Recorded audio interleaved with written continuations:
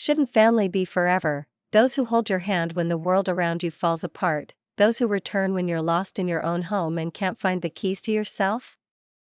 I thought so before, I believed it, because my life was tightly woven from those hands and voices, and now, having lost David, I'm learning anew to measure the distances between hearts that seemed unbreakable to me. My name is Viola, and not long ago I had a husband named David, who died of liver cancer, leaving behind a void so deep that every little thing in the house, a cup on the table, his old apron, the aroma of roasting coffee, became a mirror reflecting his absence. Now all that's left with me is Elma, our daughter, a tiny woman of 10, and my heart, torn to pieces, like an old canvas from which someone has cut away the central strip containing the best memories. And before we continue, I want to thank you. I'm so glad you're watching this video on my channel. Please write in the comments if you remember someone in your life when you listen to these stories. Maybe yourself, someone close to you, or just a moment when everything suddenly changed. Tell me the first thing that comes to mind. When family embraces you when the world is crumbling, it should be that very support, but mine, my parents, my younger brother Leon, and his wife Matilda, decided that salvation would come not from conversations, not from letters, and not from long, quiet evenings by the fireplace, but from a ritual, a family weekend in Olympic National Park, where, they said, they would whisk us away with fresh air, no cell phone service, detachment from work and the hustle and bustle, to heal what had separated me from life. They spoke of nature as a medicine, of silence as a priest, of tents and Lake Esmory as a place where we could learn to breathe again. Just the weekend, 2 nights, Mom, Linda said, squeezing my hand as if to keep me from falling. Her voice held a conviction I had long since distrusted, but Elma's voice, soft and infinitely patient, said something else. Mom, haven't you eaten anything again? And every morning, when I left my plate untouched and went out onto the balcony, where the cold air carried with it the smells of the past, she offered tea, because, as she later reminded me, my father had once joked that tea doesn't solve problems, but it warms your hands, and for a child, that was more important than any recipe. I didn't want to leave. The success of our business, the Hearth and Brew coffee shop that David and I had started together and which had grown into a chain of 27 branches, now seemed like someone else's wealth, because wealth without someone to share it with is empty, and I remained the sole owner of this empire, simultaneously proud and broken, living in a place that smelled of grain and memory. My daughter was growing up strangely. She doesn't cry, she doesn't complain. I thought of her as a small, disguised adult, feeding her soft friends, a stuffed bunny, a mug, with her stern care. She held herself together because she saw me falling apart and didn't want anyone else to see her world crumble.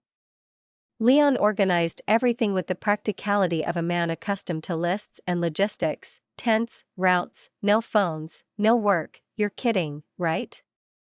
I answered him as best I could, because it seemed like a mockery. I, who could barely stand on my own 2 feet, should lie down in a sleeping bag in the middle of the forest instead of sitting in my pajamas on the couch and letting myself dissolve in quiet melancholy. But Father Robert nodded by the window, as if signing a contract to merge our hearts, and on his face was that half-sly smile with which he always greeted proposals that seemed like deals. Matilda smelled of coconut and sunscreen, and she looked at me the way one looks at an unpaid intern, as if checking whether I was still worthy of a place at the family table. Leon said simple things, Elma will like it, and added that I needed to get out of the concrete shoebox that my life had become, and then his words, presented as concern, sounded like an accusation. They used Elma, I thought then, squeezing her small hand in my palm.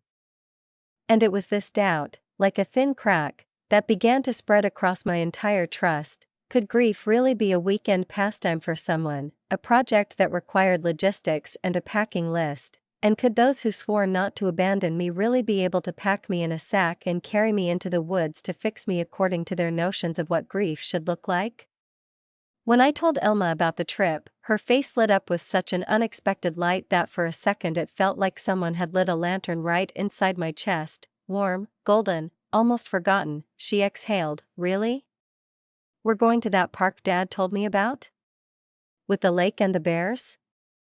Her voice held more than just joy, but that pure faith in miracles that adults lose the moment they begin to fear the future. "Let's hope there aren't any bears," I replied, and Elma, exclaiming something joyful, jumped up and down like a little spring-loaded person, while I suddenly felt parts of my body that seemed to have long since turned to stone begin to slowly thaw. If she could smile, if she, who had seen death, could still find reasons to rejoice, maybe I could at least try. On Saturday morning, they came to pick us up, 2 cars, Leon and Matilda's silver Subaru, perpetually shiny as if it had just been polished, and my parents' aging Ford Escape, smelling of coffee and memories of endless family road trips. Elma and I settled into the back of my parents' car, while the trunk was crammed with sleeping bags, coolers, sacks of groceries, and folding chairs that my father had carefully stacked between boxes of provisions, as if he were packing for the expedition of the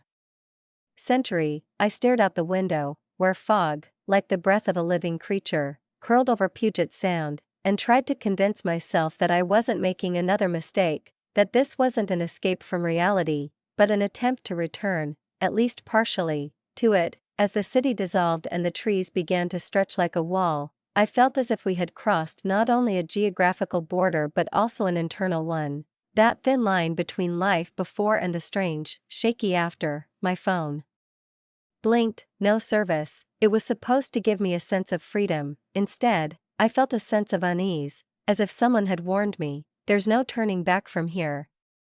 We stopped at a campsite near Lake Crescent, and everything there seemed like a painting. The glistening surface of the water, the damp scent of pine needles, the air scented with damp earth and hope.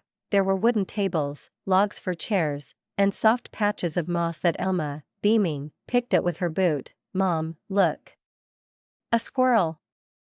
And it's got a nut," she cried, and for the first time in a long time I heard a childish, unrestrained joy in her voice. Leon and Matilda unpacked with military precision. He had already pulled out a hatchet before turning off the engine, and she was wiping her designer sunglasses with a soft cloth, as if nature wouldn't accept her into its ranks without it. "That's it," Matilda said, spreading her arms wide. "No letters, no news, no phones, just nature and just family." I chuckled softly.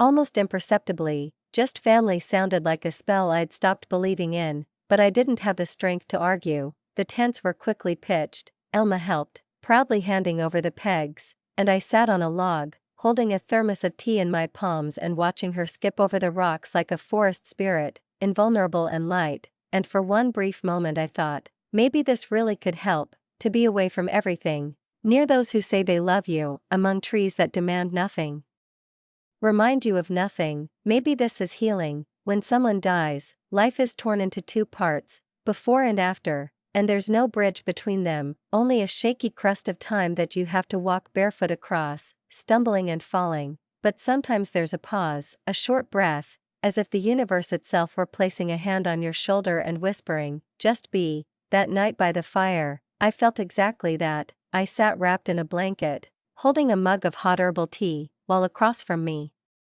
Elma and my nephew Gabriel argued over whose marshmallows would roast better, golden or charred. Elma, the tip of her tongue poking out, was twirling a twig in concentration, while Gabriel had already smeared his face with chocolate, and I laughed, not politely, not out of politeness, but truly, the kind of laughter that rises from below, from the very depths where everything seemed long ago burned away by grief. Matilda was pouring hot cider, Leon was arguing with Dad about the proper way to stack the firewood, and Mom, in her ridiculous camp apron that she'd somehow taken from the kitchen, was grumbling and smiling at the same time. And in this crisp, smoke and marshmallow-scented chaos, there was something alive, real, almost holy. I looked at their faces, illuminated by the dancing flames reflected in the still surface of the lake behind, and thought, maybe I was wrong, maybe all this really was an attempt to help, not to change, but to give back. Elma curled up next to me, warm as bread, breathing deeply and evenly. I stroked her hair, listening to the dying embers hissing outside the tent wall, and for the first time in weeks, it seemed to me that silence might be a comfort rather than an enemy. And then something fragile twisted in my throat, not a sob, not a sigh, but a tiny fracture inside, as if for a moment the heart became aware of its own shape, David would have loved this. He would have been sitting by the fire, passing around a flask of wine, arguing with Leon about who could bake potatoes in foil better, and laughing so infectiously that even Matilda's lips would tremble. He would have lifted Elma high, twirled her until she laughed until she cried, and then, when the sky cleared of clouds, he would have squeezed my hand and pointed up. "Look, do you see how brightly the Milky Way is burning today?" And I would have answered that yes, I do, though all I would have seen was his eyes. But now all of this was happening only in my head. I didn't cry. I just lay in the darkness, feeling that quiet glow of memory pulsing somewhere deep, like a tiny ember, keeping me warm. Maybe that was the beginning, not a rebirth, no, but that tight turn when a person suddenly decides to survive, not for the sake of heroism, but for those who can still be saved, for Elma, for him, for myself, and, for the first time in a long time, I fell asleep with a faint smile that seemed alien to me, as if it had been given to me in a dream. "Mom, wake up. You can see everything from up there."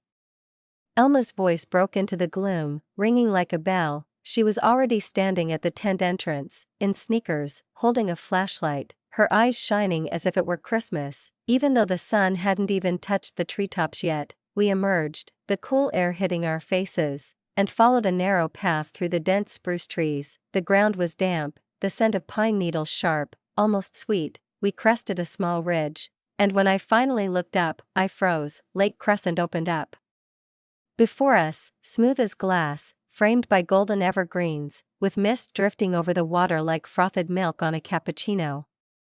"Beautiful?" I asked. Elma nodded, then quietly added, "I wish Dad could have seen it." My heart sank, but I smiled. "I think he does," I said. "Really?"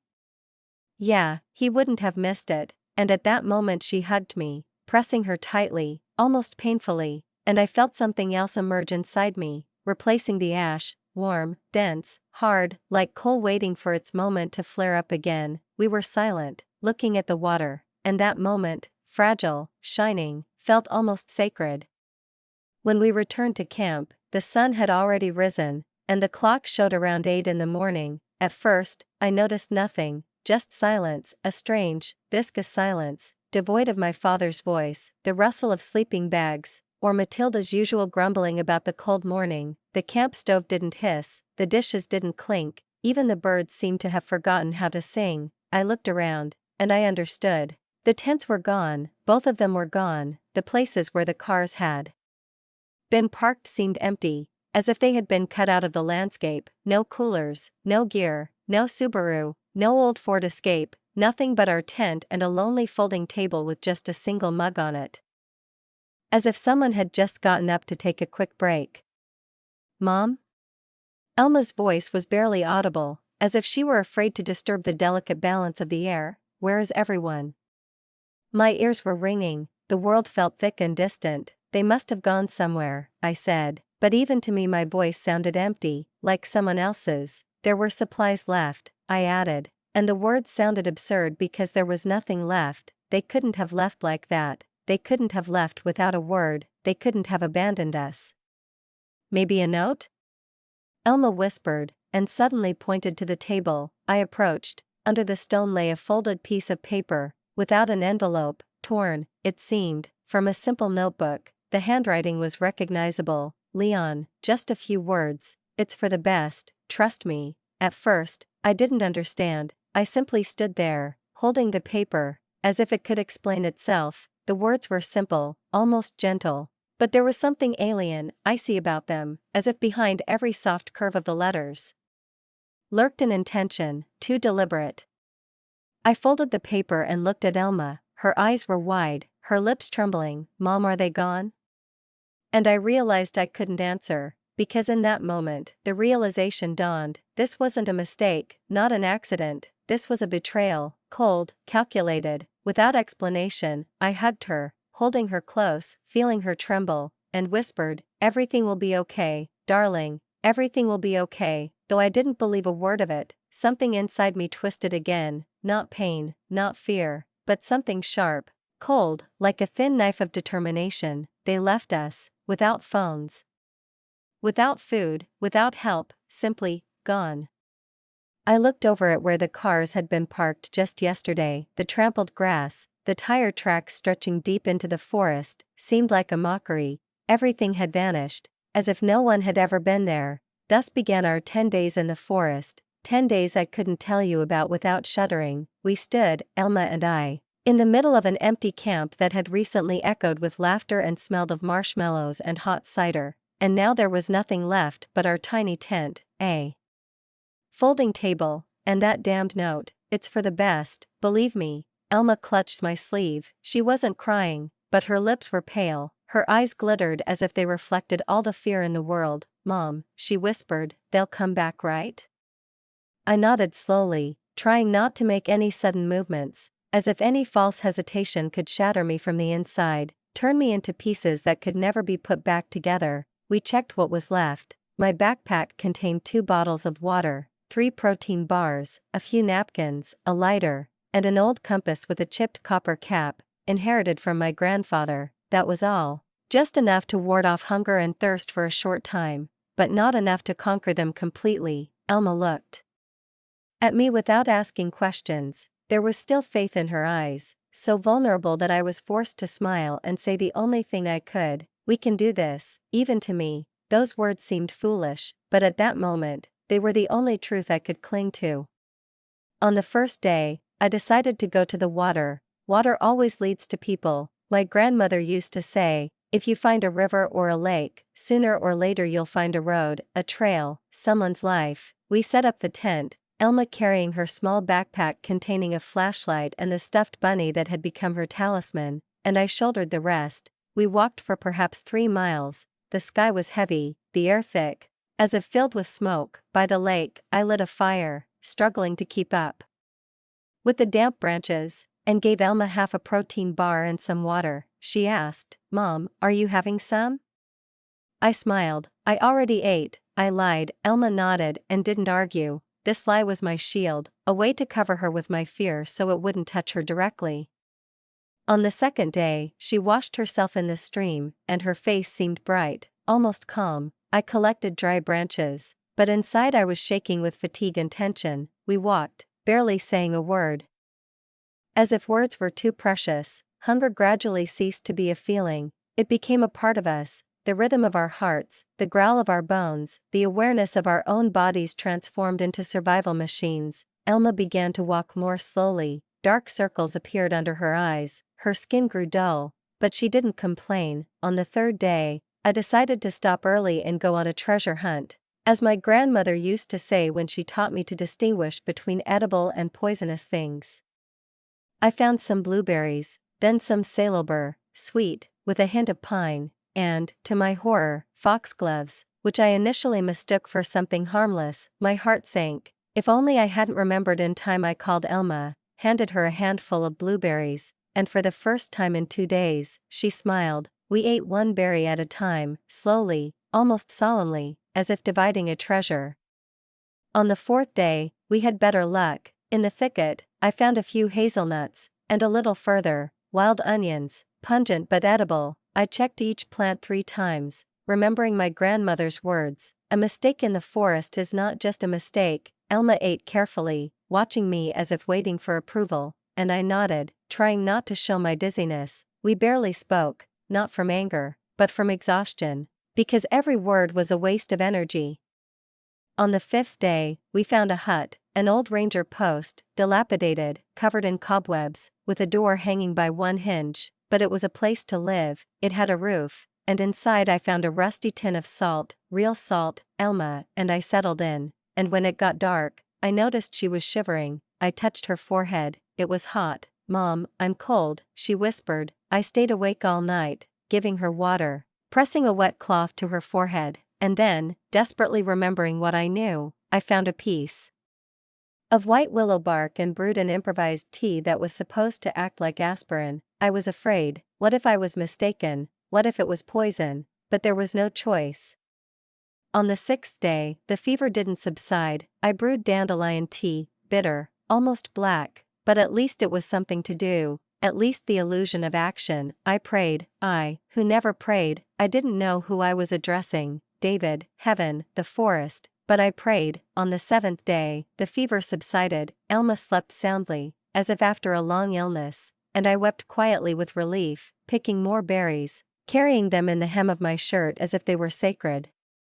On the eighth day, a storm began, thunder rumbled like artillery shelling, rain pounded the roof, as if someone from above wanted to drive us out of our shelter. We sat, huddled under two sleeping bags, and I told Elma everything I could remember: fairy tales, silly jokes, TV commercials, anything to distract her from the wind, from the fear. Sometimes I thought I heard David's voice in the thunder: "You can handle this, Viola. You know what to do." And I trusted him, the way you trust someone who once saved you with a glance. On the ninth day, I saw smoke, a thin gray streak above the trees, perhaps a fire, perhaps people, but Elma was barely able to stand. "Do you trust me?" I asked. She nodded. "Always." I strapped her to my backpack so she wouldn't fall, and set off. Branches whipped my face, my legs trembled, but I kept going, repeating to myself, "We'll get through this, we'll survive, they'll pay." These words became my breath. On the 10th day, we reached another hut, an old one, with a collapsed roof, but a real one. Inside, there was old equipment, a broken radio, dusty newspapers scattered across the floor, as if someone had read them in a hurry and then fled. And suddenly I realized, we hadn't just found shelter, we'd found a trail, and somewhere ahead, perhaps, was the end of this nightmare.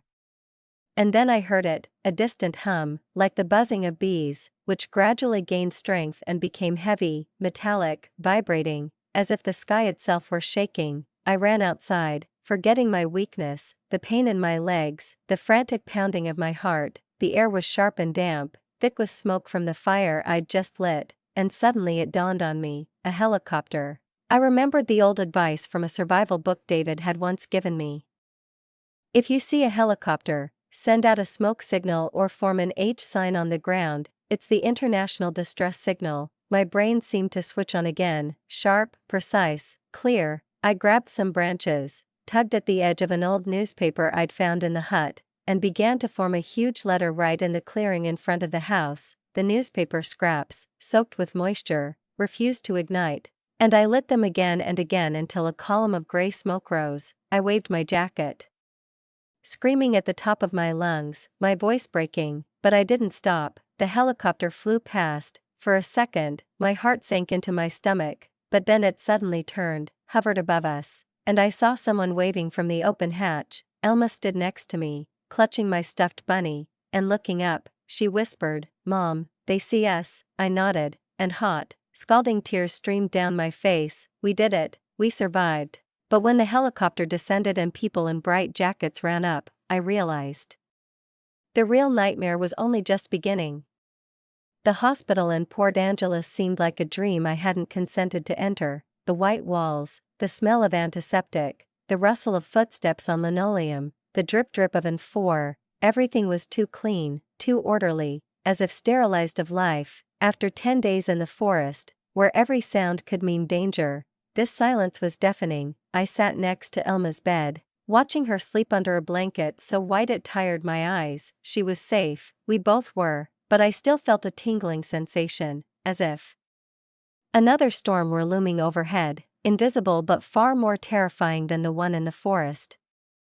On the third day, a man in a suit entered the room, a black jacket, shoes polished to a shine, close-cropped hair, and a badge pinned to his lapel. His appearance was cold, almost colorless, like the procedure itself, reeking of power and law. "Mrs. Botticelli," he said. I stood up too quickly, hitting my knee painfully on the nightstand, but I ignored him. "Yes." He extended his hand. "Special Agent James Danvers, FBI. We are investigating your disappearance and possible insurance fraud." His words made my head spin, as if the air around me had thickened. "Insurance fraud?" I repeated. Danvers sat up, opened his tablet, and turned the screen toward me. There was a photograph, a note, my note, or rather, the one I found under the rock. "It's for the best, trust me." He tapped the screen. "This photograph was provided by Leon, your brother, as part of a petition in the King County Court." I felt a chill rise from the soles of my feet to my chest. "He claims you wrote the note, that you voluntarily went into the woods because you were depressed, and that you are Probably dead. I couldn't immediately catch my breath. He what? My voice broke. He also filed a claim on your insurance policy, $1.5 million, and tried to restructure the ownership of your Red Pine Coffee Company. We found a forged will. I straightened, and my voice became firm, almost steely. My will was signed 3 years ago. It goes to Elma. I didn't sign a new one. Danvers nodded. We've already confirmed that. The signature is forged. The notary who helped draw it up is currently under investigation. He started cooperating. I shook my head, feeling the anger slowly turn into something icy. Controlled, they planned it all, I said quietly. They chose a place with no signal, left just enough food so we wouldn't die right away. They filed the paperwork while we were gone. They calculated everything. Danvers didn't answer, just looked at me with that cold attention that masked pity. He continued, they provided the court with notes from your therapist, your old messages, your social media posts, creating the impression that you were unstable. The court issued a temporary order, presumably declaring you and your daughter dead, and handing over control of your property to your family for 30 days. I closed my eyes. 30 days, and I returned to the 10th, everything matched. They figured it out, I whispered. Danvers nodded. We need your statements, access to everything, messages, documents, photos. The more we gather, the faster we can act. I looked at him and said, take it all, I want them to answer for this. That same day, I met with a lawyer. He confirmed the worst. In those 10 days, they had already transferred money from my accounts, tried to rewrite the LLC agreement, and filed for transfer of ownership of my house. They were fast, he said, but you were faster. I clenched my fists. That's not enough. I want charges, fraud, conspiracy, attempted murder. He looked at me for a long moment, with a kind of quiet respect, and said, you're a strong woman, Viola, you can do this. I nodded. King County agents had already begun working with the Bureau, but deep down, I knew it was only the beginning, and now I wasn't going to run away anymore. I was going to go on the offensive. Later that evening, I sat next to Elma again, and in the soft light of the nightlight, her face seemed fragile, almost translucent, like fine porcelain about to crack at any awkward touch. She held my hand, as if afraid that if she let go, I would disappear, just as those who had left us had. Her fingers were warm and dry, and her voice was quiet, as if she were afraid to disturb the world in which we were finally together again. Mom? She asked, looking straight into my eyes, and I saw in her gaze not childish naivety, but a heavy, adult question that a child shouldn't ask. Did they really want us to die? I inhaled, and the air caught somewhere between my chest and throat, as if the silence of the forest still lingered there. Deep within, I didn't look away. I don't know what their exact plan was, I answered slowly, feeling the words break inside me, but they certainly didn't expect us to come back. Her face changed for a second. The expression of childish pain gave way to a strange determination, mature, firm, almost frightening. Don't be afraid, she said quietly, just remember, they failed. Those words, simple and direct, resonated more powerfully than any promise. I leaned over, kissed her forehead, and whispered, yes, darling, they lost. That evening, as the house fell asleep, I sat at the kitchen table and wrote out my official statement. I attached everything I had, screenshots of messages, strange voice recordings from Leon, a photo of that very note with the treacherous words scrawled in his hand, even Matilda's messages, dry, perfectly polite, but poisoned with subtext. Tomorrow, all of this would become part of the case. Tomorrow, the investigation would begin, and this time, I would not stand by, not patiently wait for someone to save me. I was going to speak, and act. When I saw Leon, Matilda, and my parents again, it wasn't a cozy reconciliation somewhere in the living room, not a chance meeting in a hospital hallway. No, we met in the King County District Attorney's office, a cold, gray conference room, the light too direct, and a long table lined with identical bottles of water, like the set for an interrogation. They walked in together. Leon's head was down, his eyes avoiding mine. Matilda was perfectly composed, her hair shiny, her hands folded in her lap, like someone confident of impunity. The parents were tired but unbroken. Their faces showed a strained anxiety, rehearsed like someone else's role. I watched silently as they sat down across from me, the people I once called family, the people who tried to erase me and my daughter like a pencil mistake. My mother quietly said my name, Viola, but I interrupted her. No, you hoped we wouldn't come back. She flinched as if she'd been slapped. My lawyer, David Tomazzini, an elderly man with a soft Italian accent, but with a surgeon's sharp gaze, placed a thick folder on the table, turned the lid over, and said, "The King County Court has received a petition from Leon Botticelli declaring Viola Botticelli and her daughter, Elma, dead." Attached to the petition was a handwritten note presented as evidence that Viola voluntarily went into the woods. He flipped the pages as if he were laying out cards. There are also insurance claims and a forged will, which transfers ownership of the business and assets to the Botticelli family. Leon looked up, his voice shaking, but he tried to speak confidently. We followed procedure. The note read like a farewell. We thought she'd given up, that she couldn't take it anymore. I looked straight at him. And none of you found it strange? That the woman who'd pulled you out of debt since childhood, out of your own irresponsible decisions, simply walked away, leaving her daughter alone in the woods? Matilda interjected, her voice even, almost soft, but laced with cold logic. You were in serious trouble, Viola. After David's death, you published disturbing things. You wrote about drowning, that you couldn't see a future. I laughed, dryly, sharply, almost hoarsely. And you decided to respond to my grief with insurance fraud? My father intervened, his voice trembling. We didn't mean to hurt you, Viola. We were afraid you weren't yourself. We thought you might do something to yourself. I looked at him and suddenly felt something inside me break, not from pain, but from exhaustion. My lawyer pushed a printed page across the table. The signature on the new will doesn't match the original. We've already sent the document for examination. The notary is under investigation. The FBI is investigating. Leon fell silent. Matilda clutched the water bottle so tightly that her knuckles turned white, as if all her composure depended on that tiny object. Mom turned away. Dad remained silent, staring at the table. Later that day, I received a letter from Red Pine Coffee's corporate bank. Account activity was frozen. The legal department had filed for temporary protection of corporate assets. Any changes made by my so-called family are null and void. 10 days. It took them exactly 10 days to declare us dead, start the process of collecting $1.5 million in life insurance, file a fake will, and attempt to rewrite the business and accounts. They didn't look for us. They didn't even pretend. They knew where we were. They left us there. That night, when Elma and I returned home after 2 days in the hospital, she was lying on the couch, covered with a fleece blanket, holding a mug of cocoa. The steam from the drink rose in lazy, thin wisps. Mom, she said quietly, they really thought we weren't coming back, didn't they?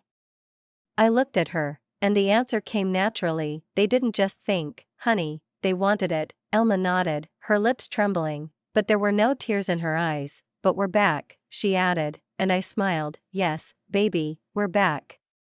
The next morning, I rose early, before the city had even woken up, and only a few lights flickered in the windows of the houses across the street, like memories that still linger. I dressed without a second thought, tied up my hair, pulled on my old coat, the one that smelled of campfire and forest dampness, and headed to the district attorney's office. It smelled of coffee, paper, and fatigue, the scent of those who deal with other people's stories day after day but rarely hear the truth. I filed a full statement. From the very idea of that ill-fated trip, where everything had been planned down to the last detail, to that morning when I woke up alone in a silent campsite, where even the wind seemed a witness, I handed over the original note, all the photographs, the contract printouts, and my real will, drawn up 3 years ago, where every word was dictated by love, not fear. In it, Elma was listed not just as an heir. I called her my spiritual continuation, the one who would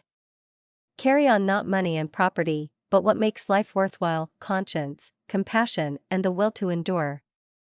The investigator, a woman with a tired face and watchful eyes, had already pieced together the chronology, day after day, like a scattered chain, each link now coming together again. She said the notary who had certified the forged will had agreed to cooperate. Handwriting analysis confirmed the signature was fake. Their flawless plan was beginning to crumble. It seemed I could almost hear the cracking sound somewhere in the air, fragile, like the ice beneath my feet when spring is about to conquer winter. That evening, our story was shown on the news. I sat on the couch, Elma next to me, hugging her knees. The narrator on the screen spoke emotionlessly, as if retelling someone else's story. A mother and daughter survived 10 days in Olympic National Park after being left without communication or supplies. Now investigators are trying to determine why the family so hastily declared them dead and filed an insurance claim. I watched, not recognizing myself. My life sounded like the plot of a cheap thriller, and yet, behind every frame, there was truth. That forest, those nights, her fever, my fear. I was shocked not only by how close we came to disappearing, but also by how quickly they began dividing up our legacy. As if we had never existed, we had become a convenient void for them. The next day, the FBI called me. The case had been handed over to federal prosecutors. The list of suspects included Leon Botticelli, Matilda Botticelli, and my parents, Linda and Robert Botticelli. The notary, that same Martin Shaw, had agreed to cooperate with the investigation, and now, according to the agents, he had a chance to reduce his sentence if he told everything. I thanked them, but deep down I knew this was only the beginning. 3 weeks after our return to Seattle, the preliminary hearing began in King County Court. It wasn't a trial in the true sense of the word yet.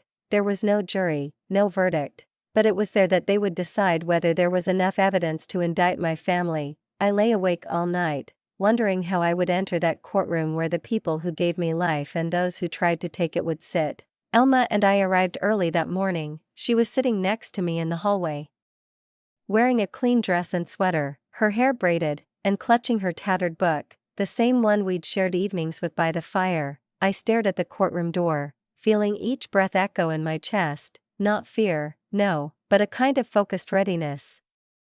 When they called our names, I stood up. Davide Tomazzini walked beside me, calm and confident, his hand rested on my shoulder, and I felt that simple, earthly support that sustains a person at the moment when the world is once again ready to judge them. Inside the courtroom, the prosecutor, a woman in her 40s, stern and collected, with eyes that sparkled with intelligence, began presenting her evidence. It all sounded so matter-of-fact, almost mundane. The original note found in the camp, the forged will naming Leon as the beneficiary, the insurance company's confirmation of a claim for $1.5 million, the results of a handwriting analysis, bank logs, the correspondence in which they discussed my property. Every word struck like a hammer.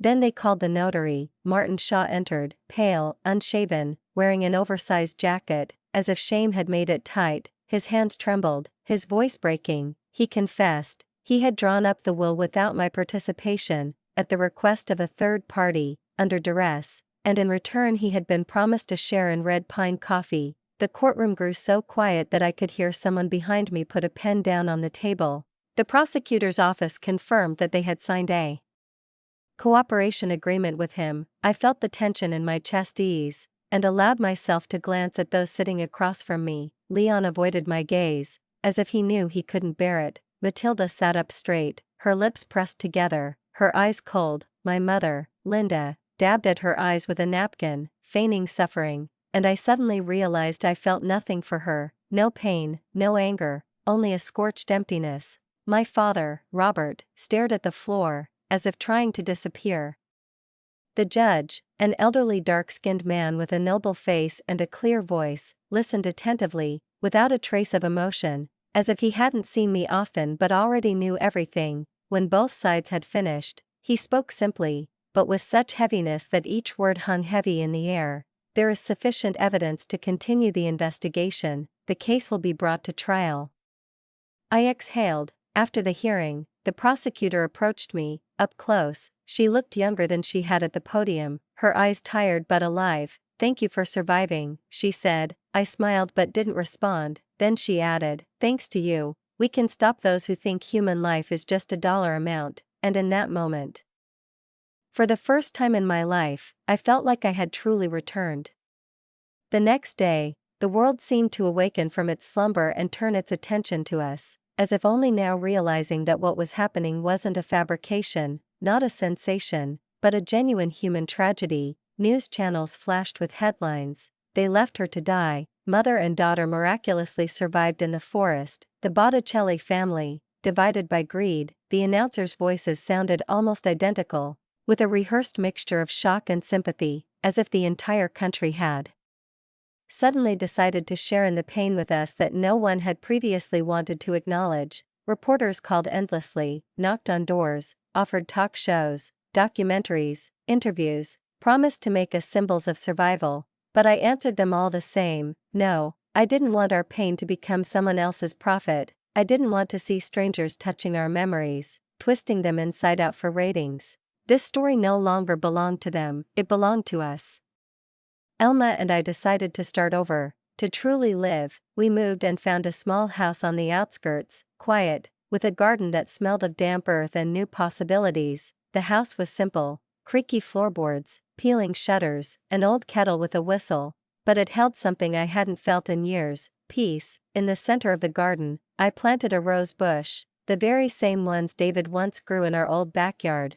I remembered how he could stand over them for hours, plucking dry petals, speaking to them as if the flowers were living beings capable of understanding his words. Now these roses were my connection to him, my reminder that even after death, love doesn't disappear, it simply changes form. One evening, as the sun slid slowly behind the fence, painting the sky copper-colored, Elma curled up next to me on the porch. We were silent, just listening to the evening air fill with the chirping and scent of warming grass. She looked at me, seriously, a little more mature than her age should have been, and asked, "Mom, do you think they'll go to jail?" I didn't answer right away. The words came slowly, as if each one needed to be weighed before being released into the world. "I guess so," I said finally. "Not today, but it will happen. We're right now." Elma nodded thoughtfully, almost like an adult, and quietly added, "I'll never let you go." I hugged her, holding her close, feeling her heart beat against mine. Slowly, surely, with renewed vigor. We both knew that hard things lay ahead: questions, hearings, chilling memories, but now we had something we'd never had before: faith in ourselves and in each other. I was no longer a woman to be broken, misled, or abandoned, and Elma was no longer a child to be saved. We had both witnessed our own rebirth, and perhaps for the first time in all this time, I understood that family isn't always about blood. Family is a choice. It's those who stay by your side when the world is crumbling, and those for whom you rise, even when your body aches and your soul is breaking. I chose her, and she chose me. That was our victory. I looked up at the darkening sky, where the first stars were already appearing, and whispered, barely audible, "We're home, we're safe, we're together." 8 months had passed since the preliminary hearing. When the trial finally began, it dragged on for weeks. Witnesses testified, experts read their reports, emails echoed in the courtroom like hammer blows on iron. My name was repeated hundreds of times, Elma's even more often. But she didn't have to go to court. I made it happen. Let the child keep her childhood, not within walls of marble columns and stone faces. After 4 days of deliberations, the jury returned. The judge looked up, and the courtroom grew so quiet I could hear someone shuffling papers in the back row. Leon Botticelli found guilty on several counts: conspiracy, fraud, attempted illegal inheritance, and child endangerment. 15 years in prison, with the possibility of parole after 10. Matilda, forgery, aiding and abetting, 12 years. My parents, accessory after the fact, falsifying death declarations, 10 years each. Their faces grew dull, as if the mask of decency they'd hidden behind their entire lives had finally been erased.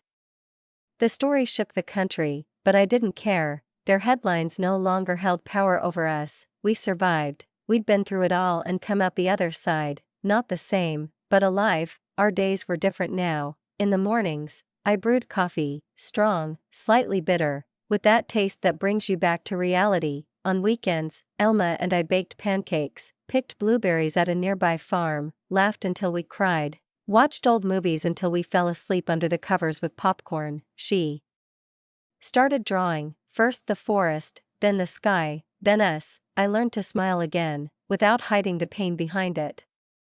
The scars remained, but they stopped hurting. We remembered, but we didn't live in the past. Forgiveness isn't an obligation, it's freedom, and we found it. Thank you for staying with me until the end of this story. If you hear a response in it, if you believe that even from the darkest darkness there is a path to light, share this story with those who might need it. Your support is the spark that keeps others from going out. And now I'm listening. Have you ever experienced a betrayal that turned your world upside down?